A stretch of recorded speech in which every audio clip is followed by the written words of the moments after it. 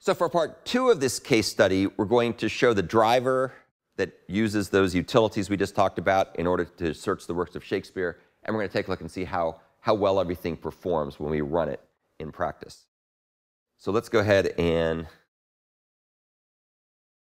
go through here.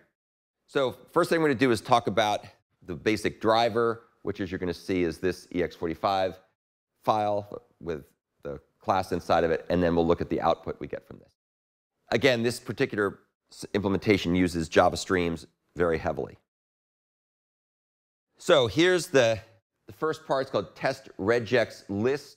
And this is going to test the utility method, this makeRegex method, that converts a list of words into a single string containing a regular expression.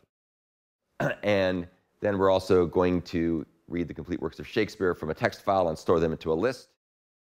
And then once we've done that, we're going to take another method, and we're going to search for a specific word, in this case the word Lord, because Lord appears all over the place in Shakespeare. And we're going to find all the works that contain the word Lord in it. And then we're going to make a regular expression, and we're going to filter the list to only include works that contain Lord followed by either true or false. So that will be a further refinement of the regular expression that we're going to see here, which is kind of fun. And then finally, we're going to go ahead and take all the things we get, and we'll display the results in a nicely formatted manner with a list of the number of matches we got at the top. And that was also kind of fun, too. So let's talk about some of the methods here, and then we'll walk through the code.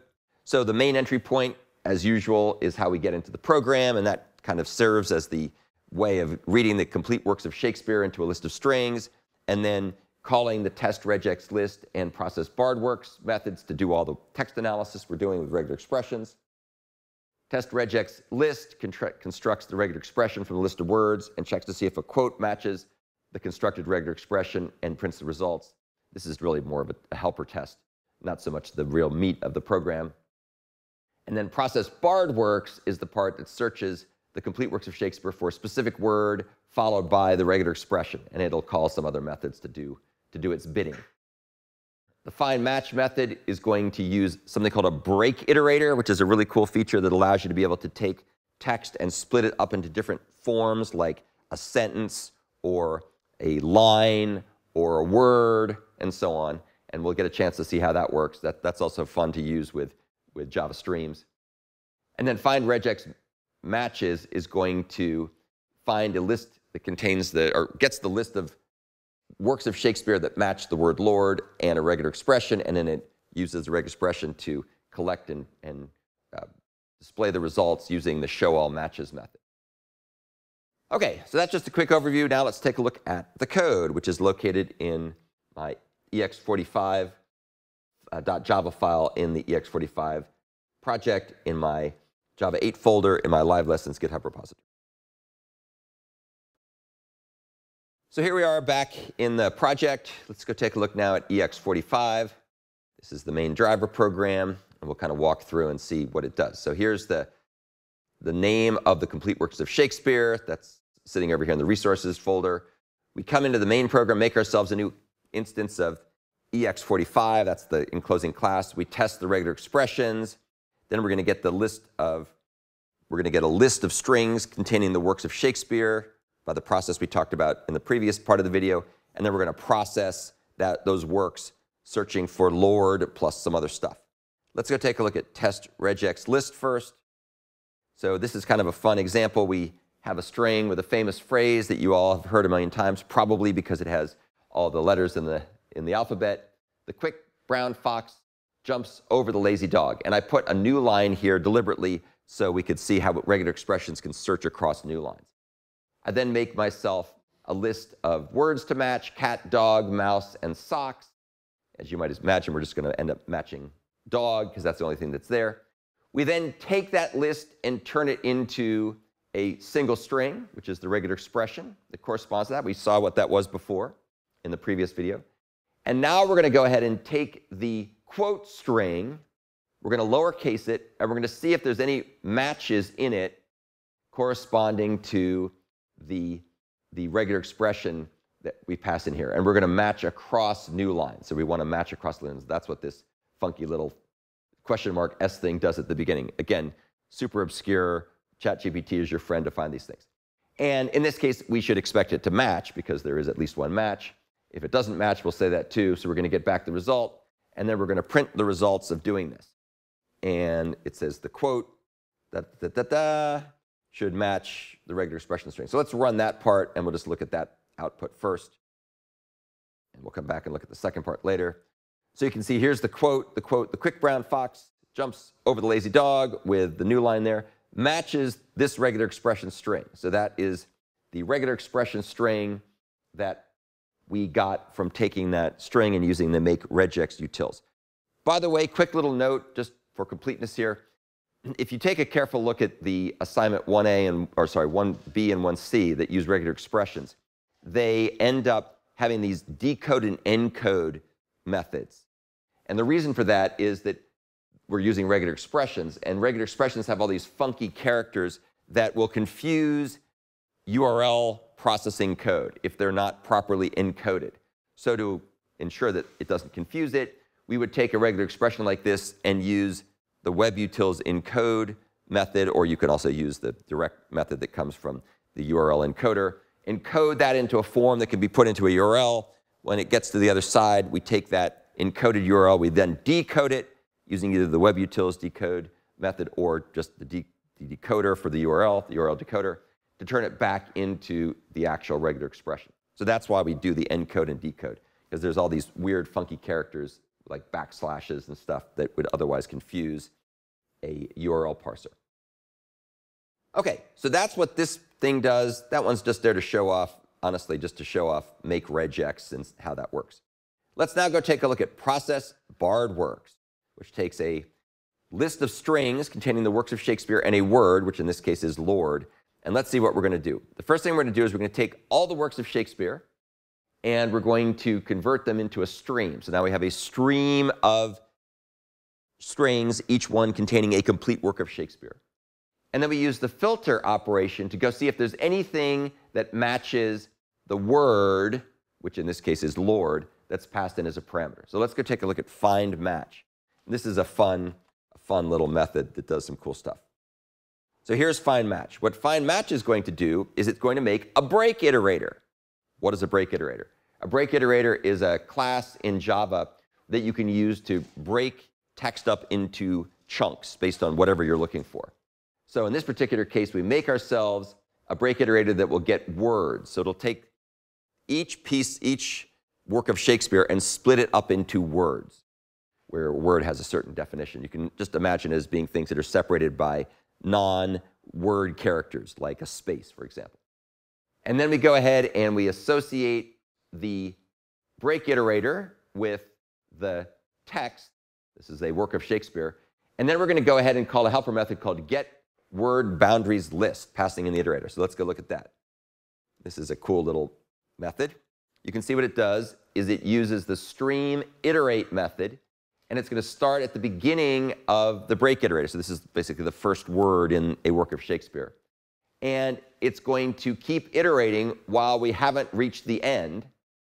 And at every step along the way, it's going to move down. And so what it's doing here is it's creating essentially a stream of integers corresponding to the beginning of each word in this particular work of Shakespeare, this string.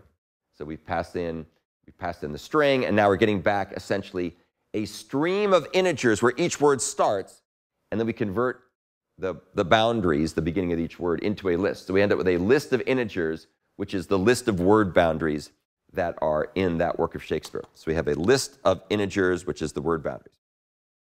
And then we take that list of integers that are word boundaries, and we pass it to another helper method called isWordInWork, where we pass in the work, the search word, and the list of boundaries.